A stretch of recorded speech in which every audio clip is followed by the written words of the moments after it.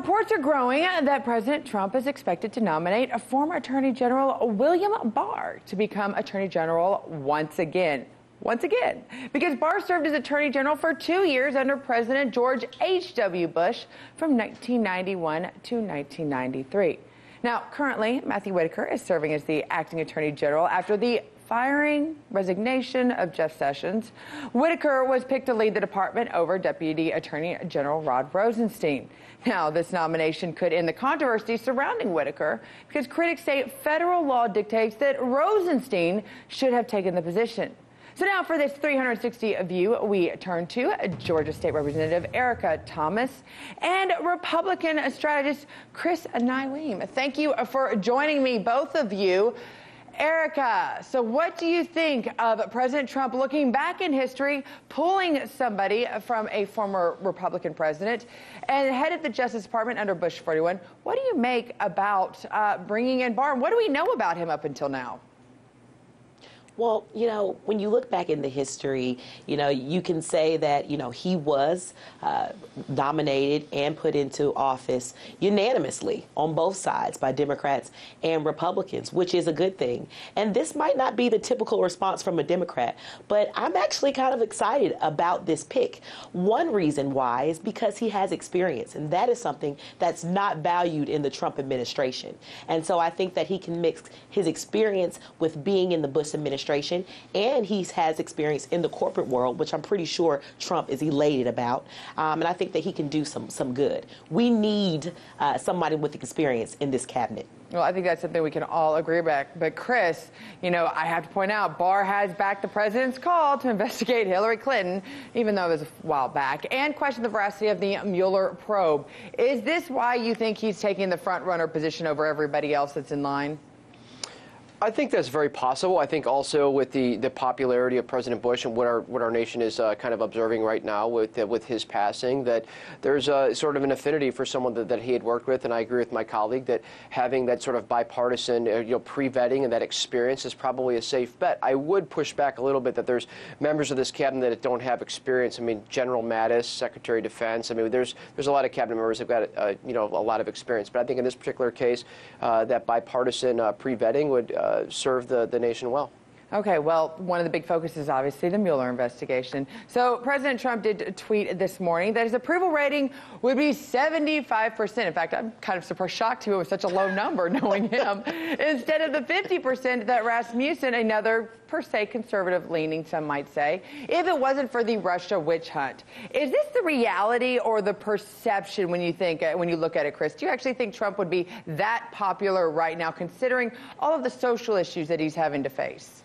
I think you'd have a better time. I mean, there's some truth to that. I mean, at the end of the day, I mean, we see this through different partisan periods of, investigations that are just trying to hem the president up on something. I mean, we saw that with Bill Clinton to a certain extent, but I do think they're just looking everywhere. I think it's going on for too long. I think to a certain extent, the president is correct to say that it just is ongoing, and it is sort of diminished just to sort of, tar his reputation and drag him down and just sort of drain the energy of the presidency to focus on other things. We saw this during the Clinton era. We're seeing it now. And I think that what he's saying is there's some validity to that. Okay, but you brought up Clinton. LaDawn, Clinton was even reelected after he was impeached. And the majority of voters, honestly, kind of just don't care about Russia. But I am sure Democrats have a long list of other reasons as to why President Trump's popularity is not at 75%.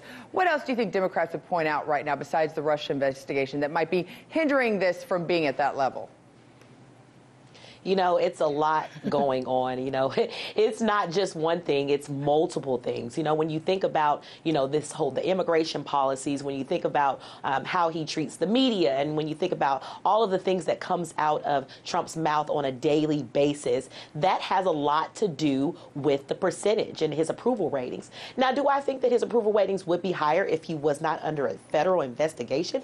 Yes. I mean, he has the right to say that. I agree with my colleague. But at the same time, a lot of people disapprove of his morals and his morality. And that is a lot. That weighs a high scale on when you're the president of the United States of America.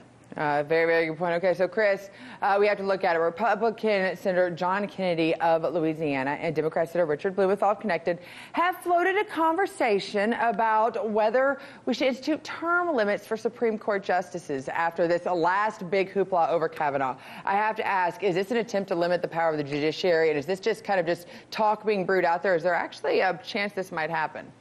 I don't think it'll happen. I think it's what happens when Democrats lose. When Democrats lose, they just want to change the rules of the game. And as an Iraq veteran, I think I can say this. I mean, Senator Blumenthal has had such a hard time faking Vietnam service, which is such a disgrace, that I don't really think he should be involved with this. And every time he goes toe-to-toe with the president, he just gets totally slapped around.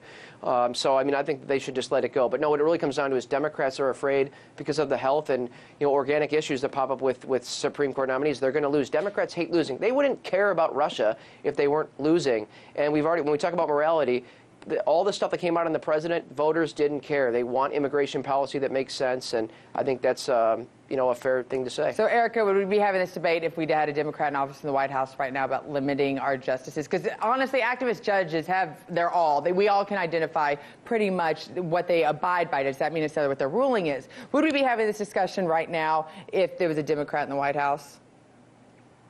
Yeah, I think that we would. I think that it's very important to have that type of discussion.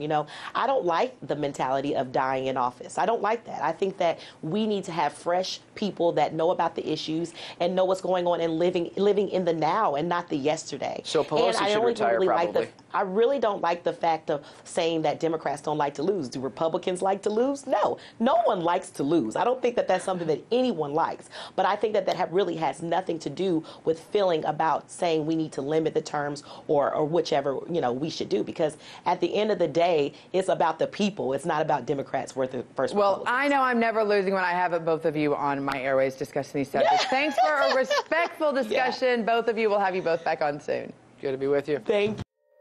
Hey YouTube, thanks for checking out our channel. We hope you enjoyed the video. We have tons of content for you just like this. For more of RT America's one-of-a-kind news and analysis, be sure to subscribe and never stop questioning more.